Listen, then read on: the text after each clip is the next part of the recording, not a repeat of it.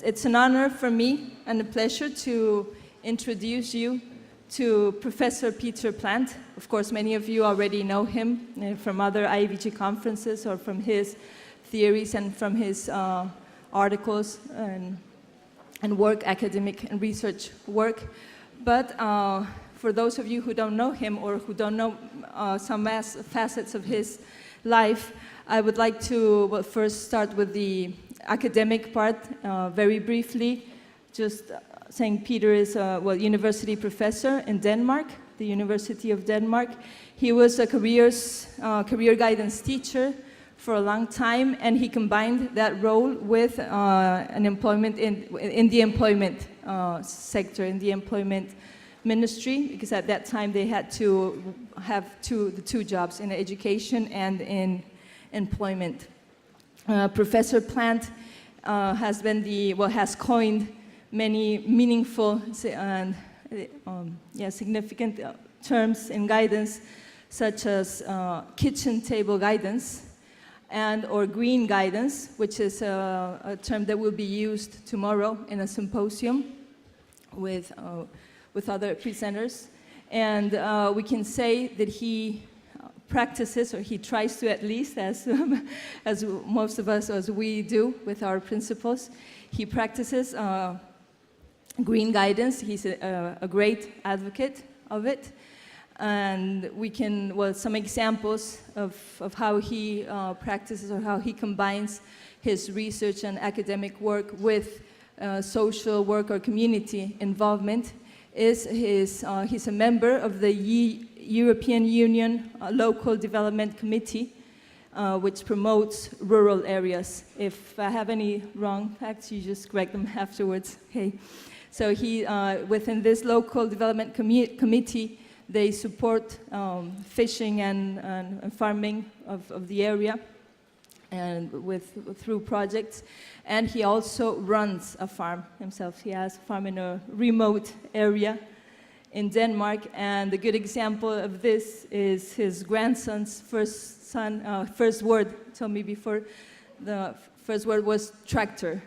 So, so let me give the floor to Peter Plant. Thank you, Peter, for being here. Je ne suis pas Jean Guichard. Je ne suis pas français. Et je parle aucun de français. C'est mauvais. So I'll continue in English, which is my second language. Jeg kunne også godt tale dansk, men det bliver nok lidt besværligt. Thank you very much, my Nordic colleagues. So among these languages, we will proceed with English. Why don't we sing a song?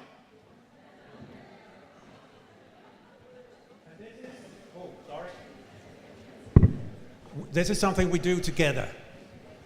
It's a well-known middle-class song, and it's about putting people in little boxes. We will explain afterwards why we're singing this. Should I just hum it away first, or do you know the tune?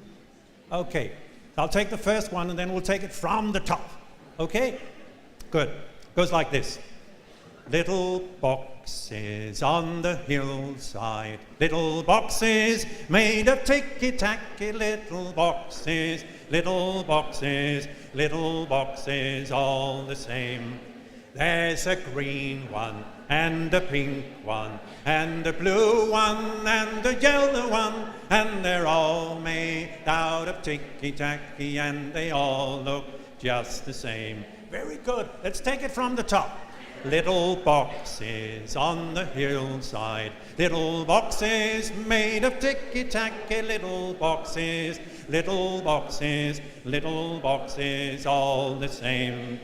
There's a green one and a blue one, a pink one and a yellow one, and they're all made out of ticky-tacky, and they all look just the same.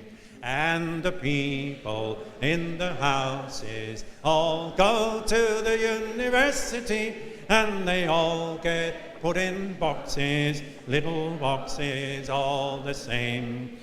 And there's doctors and there's lawyers and business executives, and they're all made out of ticky-tacky, and they all look just the same.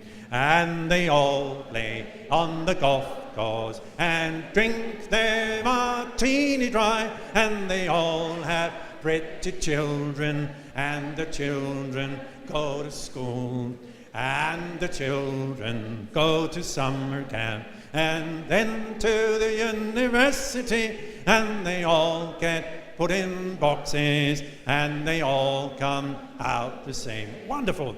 And the boys go into business and marry and raise a family, and they all get put in boxes, little boxes all the same. There's a green one and a pink one, a blue one and a yellow one, and they're all made out of ticky-tacky, and they all look just the same. Wonderful, wonderful. Yes, have only down. Have only sit down. Wonderful. I know councillors have many competences. This is one of them. Isn't it interesting that this song was written in the 1970s as a protest against the conformity of middle-class lives? When we look at it today, with other eyes perhaps down the road, we will find that this is the description of the lives that many people cannot obtain. This is what they cannot do. They don't get a nice house, they don't have pretty children, they don't go into business because there are no jobs for them. They don't go to university, or some of them do, and have difficulties with that. It's interesting that the picture is different now. And today we are talking about social justice and the idea that guidance has a role to play here. When we look back at this old song, this middle-class song, it actually describes some of the issues that we're going to deal with today. So I thought it was an interesting point to start there. My idea is to take you through the idea of thinking in terms of utopia. That's what I'm trying to do today. We'll try to think out of the box. We'll try to think there might be other solutions. We might think differently. And when we talk about things like that, we use the good old idea from 1516, where the first book on utopias was actually written. An interesting book which says this is a truly golden little book, no less beneficial than entertaining, of the Republic's best state and of the new island of utopia. A golden little book. So I hope through this presentation today that you'll feel that we've looked into that golden little book of utopia. That's my idea. And we'll come back to utopia as we go along in the end. Let's see how far we get. I'm going to take you through just a few brief words about what do we talk about here. I know it's trivial to some of you, but quite often when we talk about guidance and counseling, it turns out that people are talking about a lot of different things. This is a list of what we actually do, and I've said in the little first part here of my presentation that in fact guidance is much more than just a face-to-face interview. Look at this list here, informing, advising, and so on. I've highlighted some of them because these are some of the issues that we are going to talk about today, with an emphasis on social inclusion, on the whole social issue. So enabling, advocating, networking, feeding back, innovation and systems change are some of the things that we're going to dwell upon. The list, of course, is longer, but I don't know, when you discuss guidance, oh, you're a guidance counselor, what do you do? People have ideas in their heads. You give people advice. That's what they think they do. There is, in fact, a hand signal for advice. I'll just show you this one. Whereas counseling is two different hand signals if you're deaf. Would you like to try advice? It's quite easy to do. Should we do that with two hands? Giving advice. Come on. Yeah, good. Done that. Which is different from the counseling bit. But this list reminds us that we do a lot of things, and in fact, some of the things we do reach out of the counseling room, out of the office. And one of the things I hope I'll leave you with today is the idea of getting guidance and counseling out of the office. We need to do lots of things outside of the office. If we want to create any kind of social justice through our work, we have lots of things to do outside the office. That's one of my points. So I'll leave you with that one just now. It's interesting to see if we look at our Swedes. Nu kan jag prata svenska en liten bit här. But the Swedes in their former ethical declaration, that's what they call it, ethical guidelines, ethical principles, had this wonderful and quite radical approach to what guidance counselors should do. And this reads, roughly translated into English, it is the moral obligation for the counselor to take sides with vulnerable members of society and to speak on their behalf if needed. That's quite a powerful statement, and it reaches far into what the Swedes would call compensating, the compensating role of guidance. Guidance is here to compensate for social inequalities, to compensate for the educational system which produces dropouts and so on, to compensate. If you could just think of that little thing. It's interesting that guidance actually should compensate some of the functions of the systems wherein they're working themselves. Many guidance counselors work in schools. Schools produce dropouts and other things.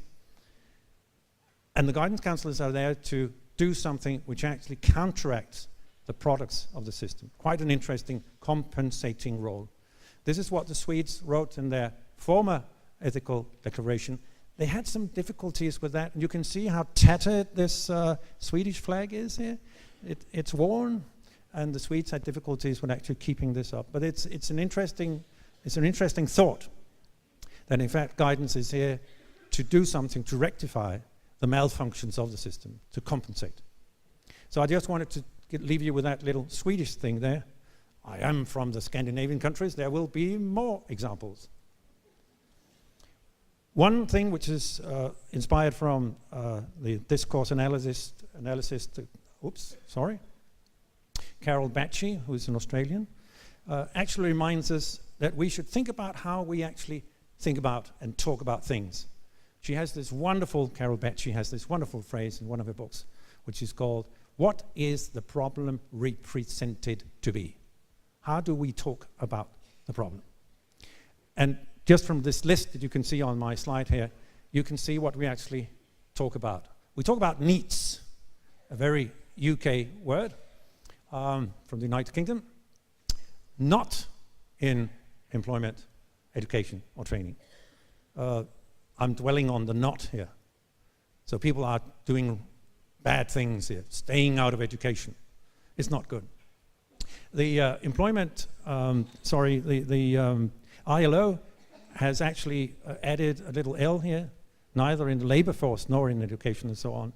And they indicate through that definition that in fact the unemployed are still in the labor force. We tend to forget that sometimes. So the elites is the one that they would advocate. Then the official's phrase here in terms of the EU jargon is early school leaving, which is also interesting. What is the problem represented to be? The problem is that they are leaving school too early. And I'm adding as if that's where you learn important school things in life. School is the most important thing, so if you leave that, you're in trouble. Which of course is true in some ways, yes, but also, I don't know, did you learn important things in school? Riding a bicycle? Did you learn that in school? Kissing? Did you learn that in kissing school? No? Important things we learn outside of school, don't we? But of course, there is a truth in having some kind of formal education. It does help you in life.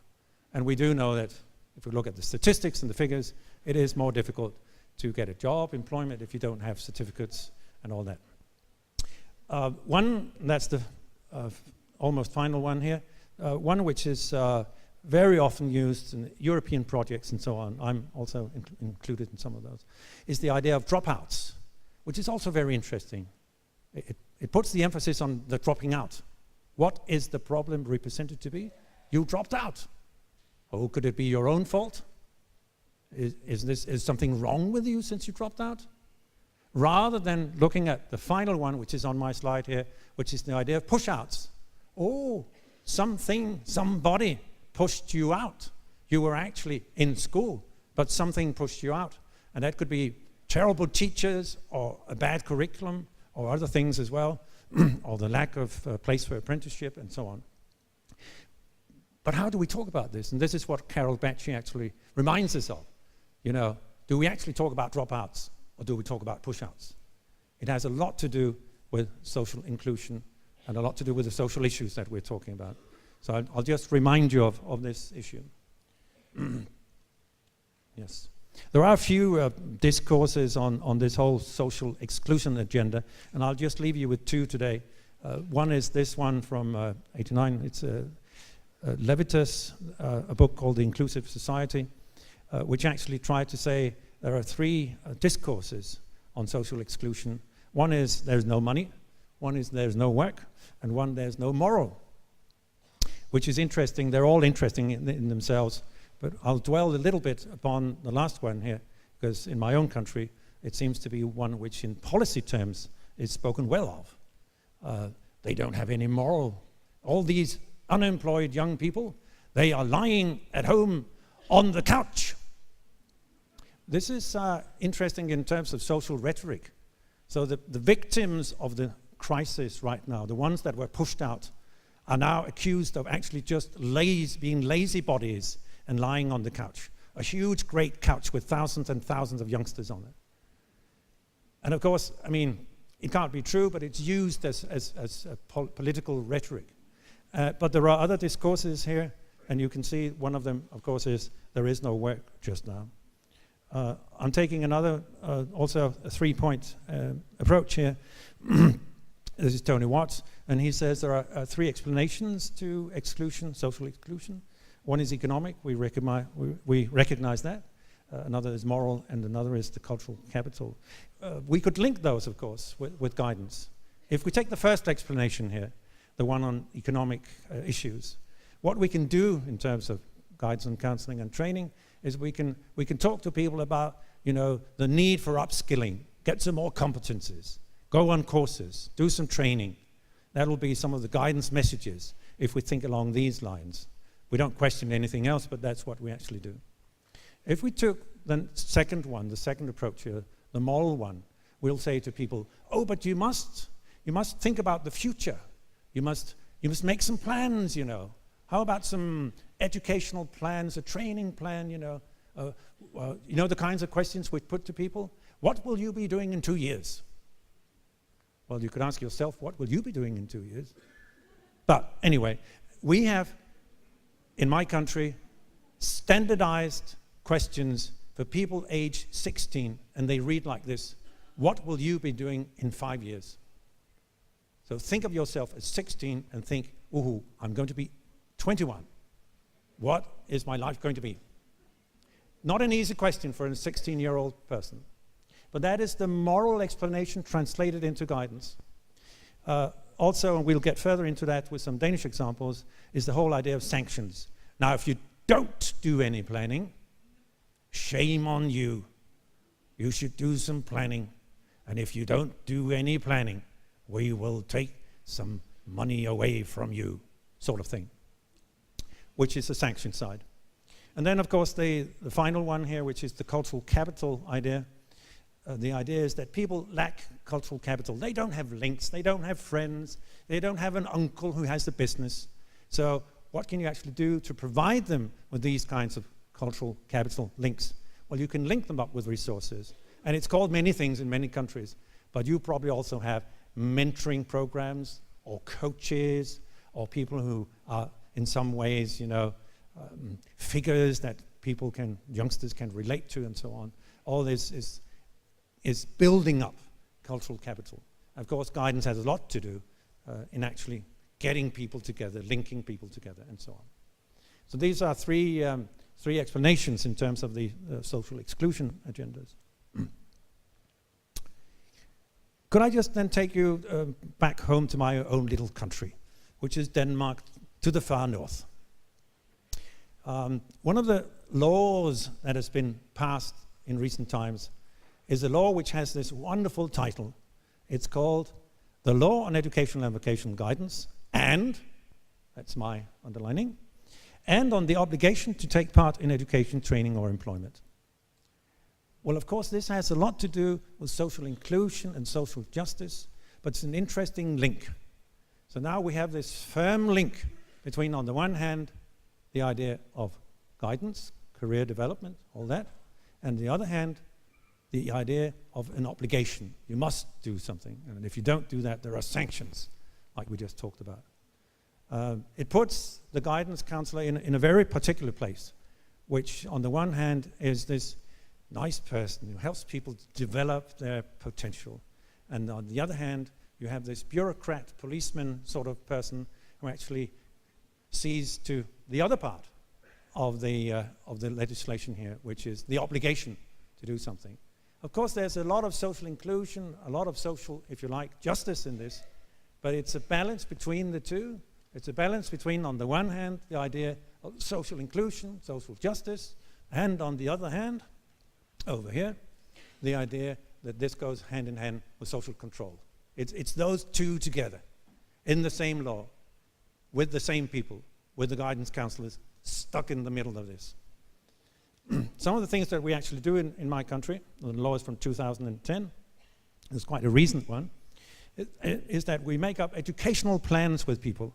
Well, making planning is a good thing, and it's linked, of course, with the moral part that we talked about earlier. But it's interesting, if you don't follow that plan, there are sanctions. Again, the idea that penalties, if you like, sanctions can go hand in hand with planning.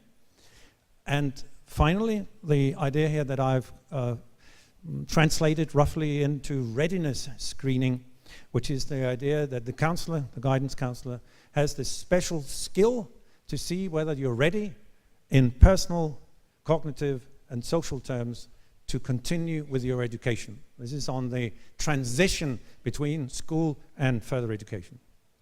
So here's this interesting link between the judge, if you like, the guidance counselor judging whether you're ready or not, and negotiations going on at the same time.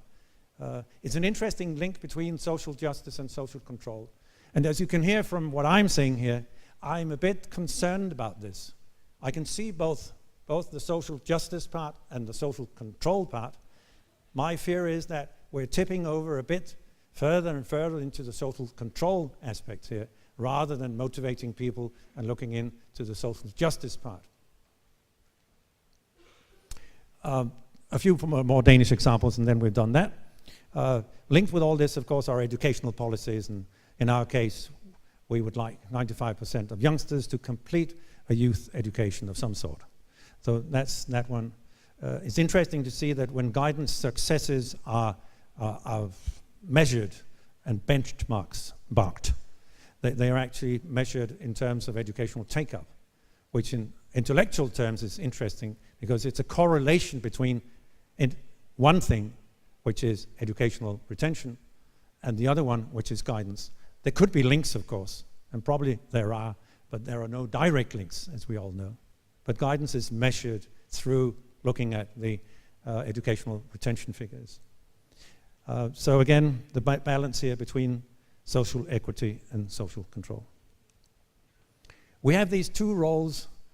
On the one hand, we're the judge, and the other hand, we're the sitting in the confession box. It makes, in terms of guidance practice, this makes it very, very interesting and quite difficult. So if you're sitting here with a youngster who actually goes through what I call the readiness screening, remember the one with the 3 aspects? You'll be performing both roles at the same time. So tell me about your future plans. Well, fine. This is the confession box over there. And then in the end, you turn into the judge and you say, fine, great, you're ready. An interesting link between the two. And we see reactions from some of the youngsters that go through this. And they say, ooh, I just put on a little show, you know. I show my best sides. Of course I'm ready. Of course I can do this. Yes, yes, yes. So it's a bit of a show, not an earnest discussion, and certainly it has lots of connotations in terms of difficulties in the conversation, in the communication here. Lots of other things going on than what we think of as the guidance interview. So I just wanted to show you that one. You first, as one says. Yeah. Looking at some of the aspects in terms of the goals of guidance, I just wanted to remind us of the three there. It's, of course, well known, but one is the economic yardstick, that we actually have economic goals. I have another 12 or 13 minutes, that sort of thing, yeah. One is that we have these goals here, the economic yardstick by which we're measured, increasingly in terms of what we also in our country, and probably in others as well, would call the competition state. The idea of we should have competences so we can compete with all the others on the international marketplace, that idea. You know that very well. And quite often that is what we're there for. This is what guidance counselors do. They provide individuals who are suited for this competition state. Another one, which is not perhaps so pronounced, but quite often is written in to guidelines, is the idea of social equity. The idea that guidance is here to create social justice. Sometimes the two go together, and sometimes they have real difficulties with each other. And I'm just mentioning the idea that we've already seen, the idea of sustainable development, green guidance, which is also mentioned in some of the papers that I refer to here. But all these goals within the same activity, these things would create, difficulties for some of us. Can you do all three at the same time? Are they conflicting roles? Is the social justice, which is number 2 here, is that the most prominent one, or perhaps it's sort of, left aside, as it were? My suggestion would be that quite often we spend our time trying to create competitive individuals in the notion and the thinking that goes along with the competition state ideas. Get some more competences, make yourself marketable, go out there into international job competition, all that kind of thing. And there are other approaches that we could look at. This reminds us of that. In terms of approaches, I'll remind you of these three. These come from an action research that we did some years ago. And it's interesting to see that in terms of what we actually think we're doing in guidance, we're quite often thinking that we're solving problems. There are problems out there with education, with the labor market, social inclusion, gender difficulties, inclusion of people with other ethnic backgrounds, women returners, older workers, third age guidance, a whole range of things. All these things are problems, societal problems, and we're trying to solve them as best we can. And we rush around like firefighters. Ooh, there's a little fire there. Ooh, oh, unemployment. Boom, we try to put that fire out. Oh, there's another one, youth unemployment, another fire we try to put out. So we're trying to solve existing problems. We made rough estimates about this some years ago, and it seems as if we're spending between 80 and 90% of our time doing that. So there are problems, we try to solve them. And sometimes this is the reason why we're there. There's a rising youth unemployment problem, we make projects. We employ guidance counselors. We solve the problems. But there are two other things we could do. And the next one on the list here is we could prevent all these problems. We could try to work in a preventative manner. This is more difficult, of course. But it's interesting that quite often we don't spend a lot of time on that. There's no problem yet, so we don't have to do anything about it. But we know where the problem might be. And this could be with youngsters. Groups of youngsters could be problematic. Or it could be with older workers. They will lose their job, but they're still 55 years of age and have at least 10 or 15 years on the labor market. What do we do with these old guys? So working with these groups, I'm just mentioning 2 here, could be a preventative manner of working. And we've done that in some countries once in a while, but quite often this is left on the side. The third one is even more difficult, the coping one. And I'm adding on to what Jean Guijar said here early on. I'm venturing into informal labor markets, the black economy, things that Jean Guijar just mentioned here. Because lots of people are not in the formal economy. Some of them are criminal, like you mentioned. You mentioned all the figures, Jean Guijar, about people being unemployed, millions and millions of people. And they have to get by in some way. They're not socially included, and there's very little social justice here. How do they cope? But also, how can we, as guidance counselors, actually help them to cope? That would be one of my suggestions, that we look further into this. If we are going to work more with social justice issues, we need to look into the lives that people actually live, like Jean Guijar said, and it might be that we get very sticky fingers. We will be talking to people who are living on the edge, marginalized, people who are perhaps are trying to get by, to cope, without being too lawful. It could be that people are in the informal labor market. It could be all these issues that quite often we turn the blind eye to. When I talk to my students anyway about these kinds of issues, they say, ooh, you know, it comes up, it creeps up from time to time. This person is a little bit criminal, or he's selling some stuff he shouldn't be selling, or, you know, he's working without paying too many taxes. But I just turn a blind eye to this because it's not the kind of thing I want to hear. Because, you know, I'm a bureaucrat. I'm in the youth guidance service. I'm in the employment service. So I don't want to hear all this. I listen a little bit, but then we talk about something else. My suggestion would be, in terms of what Jean Guijar just said there, we need to get sticky fingers. We need to be part of the lives that people actually live. So how can we do this? This will be my final point. Oh, I noticed when Frenchmen say this will be my final point, they have 2 or 3 more. Right? So, what are my final points? One is, why don't we ask people what they actually need? And this is from a project called The Voice of Users, a Nordic project that some of us did together. And we use this taxonomy. It's a taxonomy of involving people. And it goes from just telling people what they can get to how can you, as a co-guidance worker, as a counselee, how can you actually help forming and thinking strategically about guidance and how we can do this together.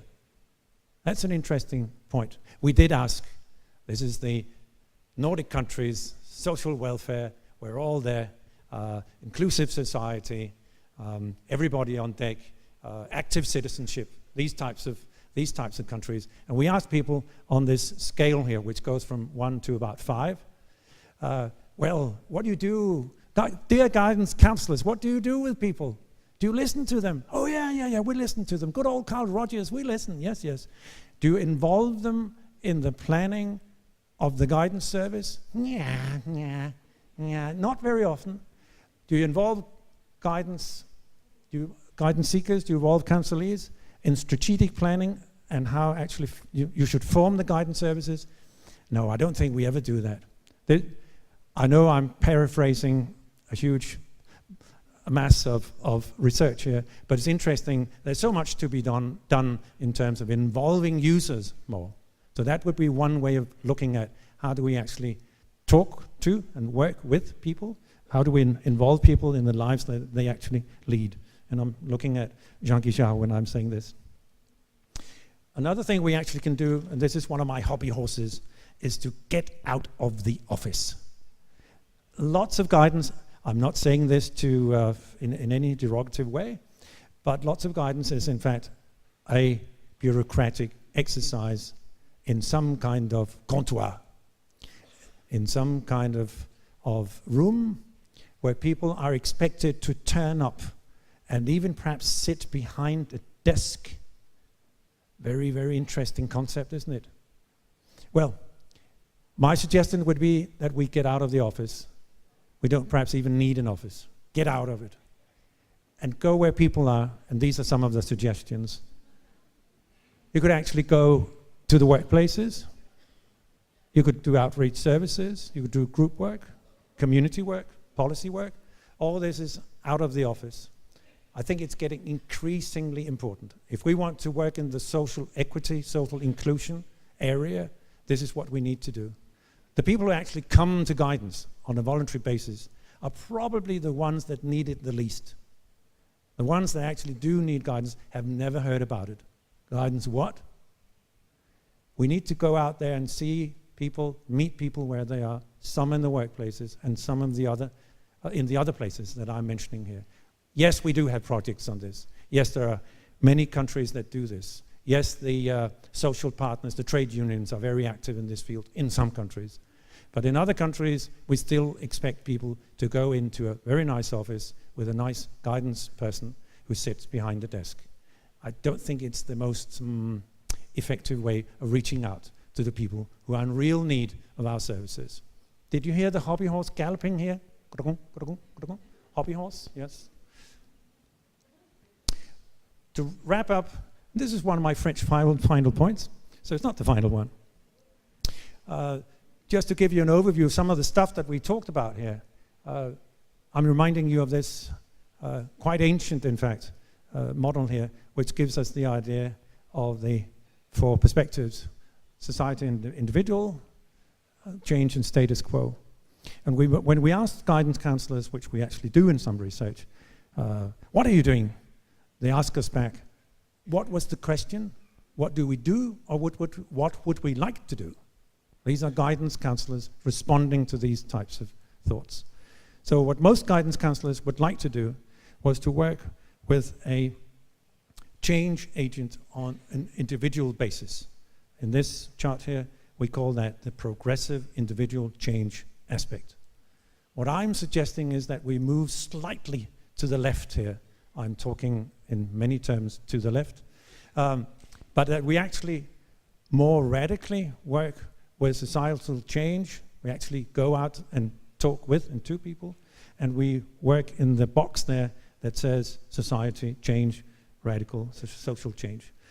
I know it's a very crude picture. It's just got 4 boxes.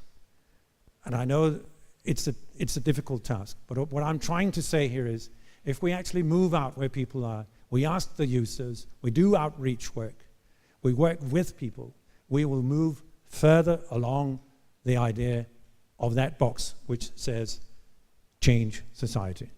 That would be my suggestion. And I've said, and also giving you some examples here of the ways we can do this. And also some of the forces, political forces, that sometimes force us into being more in the social control role than the social change role. There are many dilemmas here. And as a Danish person, I know these dilemmas because we have them every day. Well, let me finish with good old Frank. Did you notice that Jean Guichard mentioned Frank Parsons on Choosing a Vocation, 1909? He had been dead for a year. Quite often he is quoted for the first part of my slide here. Frank taught us the 3-step model. Very nice, isn't it? Know yourself, know your possibilities, your environment, and then this wonderful one, which is the true reasoning between these 2 types of facts. But the interesting part is that Frank was, of course, interested in career guidance and its methods, but he actually had a utopian idea. Frank had the idea of a completely different society. He was living in Boston around the turn of the former century, and this was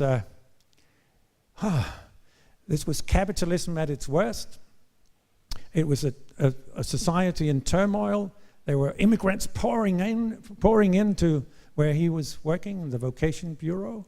But he had this wonderful idea, this utopian idea of the idea of mutualism.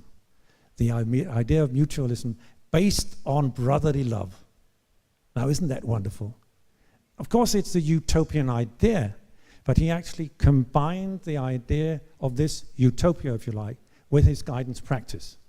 And that's what I suggest that we do, working with these social inclusion, social justice issues. We need to combine both what we actually do, like Frank Parsons said, you don't need to use his 3 steps, but in practice what we actually do, with an idea which could be a utopian idea, which is about what kind of society, what kind of inclusive society, socially just society would we like to work towards, and how can we do that? We need to do both at the same time, to have both ideas in our head and in our hearts and hands.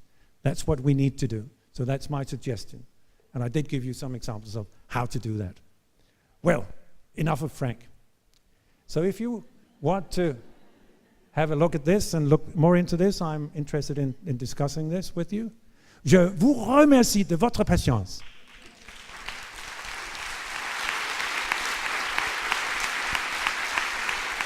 Merci beaucoup, Peter. Thank you very much.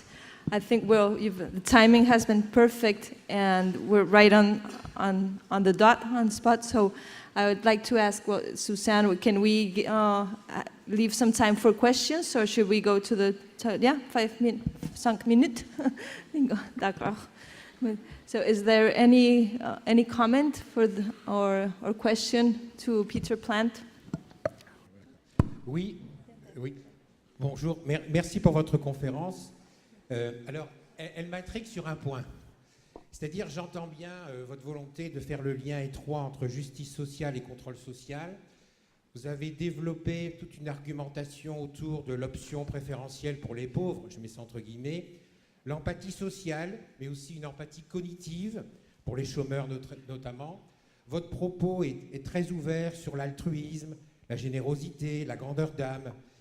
Mais en fait, quand on regarde l'évolution de notre société, et Jean Guichard y a fait allusion ce matin, il y a quand même un certain nombre de paradoxes qui méritent d'être pris en compte. Par exemple, on met l'accent sur les personnes qui sont privées de travail, mais il faut dire en même temps qu'il y a des gens qui sont surchargés de travail. Donc la question, c'est aussi la répartition du travail, un meilleur aménagement du temps de travail dans la société pour rendre les conditions de vie plus humaines. Un autre exemple, ce matin, on a quand même lié la question du travail et des revenus pour avoir une place dans la société. Mais aujourd'hui, il y a des gens qui bénéficient de rentes de situation, qui vivent très confortablement et qui n'ont pas besoin de travailler.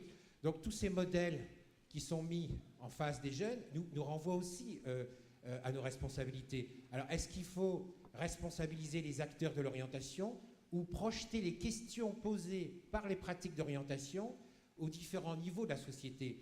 Et donc, il faut aussi que la classe politique s'empare des contradictions que les praticiens ont à faire dans le quotidien. Et notamment, je poserai précisément la question de l'orientation des jeunes qui appartiennent aux classes très favorisées et qui s'exonèrent, dans un bon nombre de cas, du régime commun. Merci. It was a long comment. These are very easy questions. Yeah. In many countries, including my own, there is a movement now towards work distribution. And the figure that has been mentioned is 25 hours a week.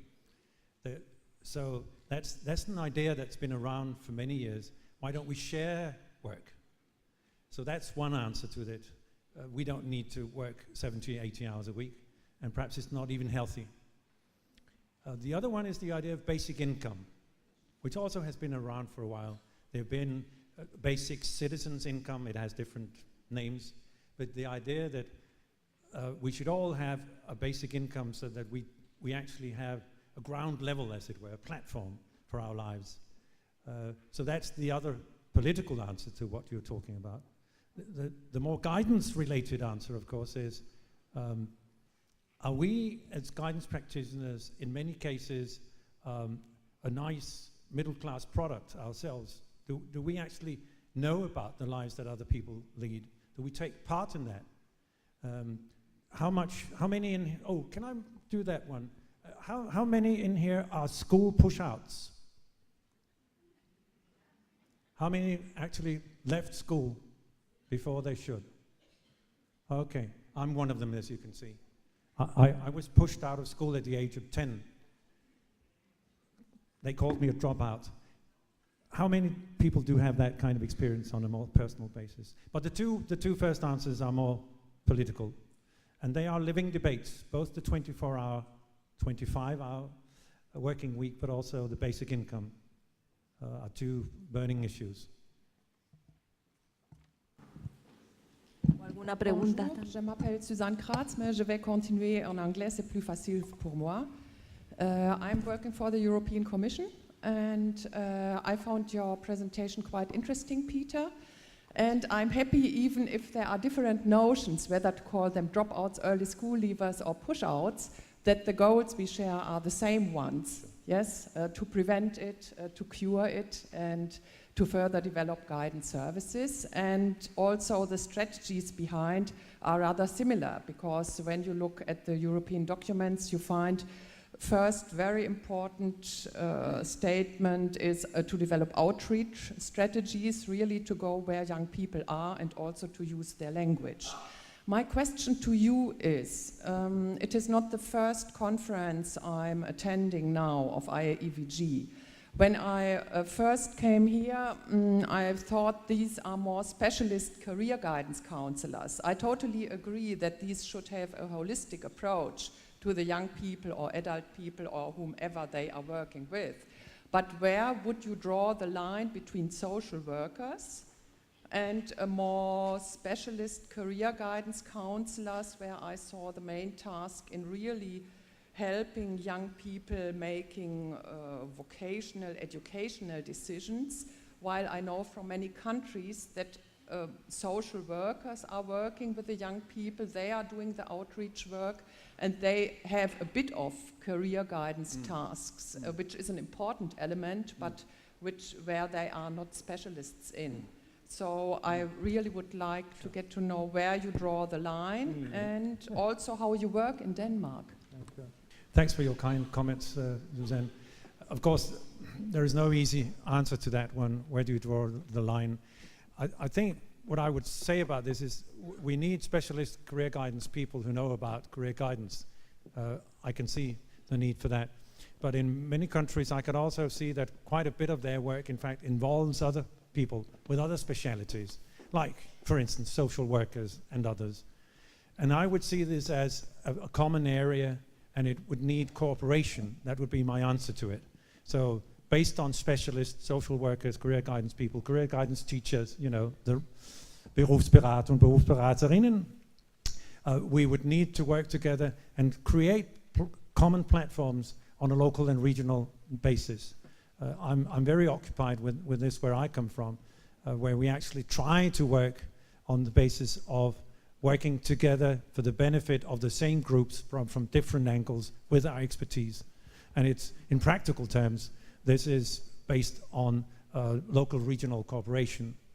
In the Norwegian case, for instance, they have what they call regional partnerships for career education, which will involve all the partners that we talk about. The equivalent is true also in Sweden and in Denmark on a local basis. So these would be some of the local answers to your question. Work together on the basis of expertise. Thank you very much, Peter. That seems to be the theme or the lemma of working together collaboratively. Okay, I've been asked to close this session now, so the debate can go on afterwards, and all the sessions that will, the times that we have networking opportunities that we have during the conference. And now we have the round table presenters. So I just want to thank the audience for being here, and of course our colleague Professor Peter Plant from Aarhus University. Thank you very much.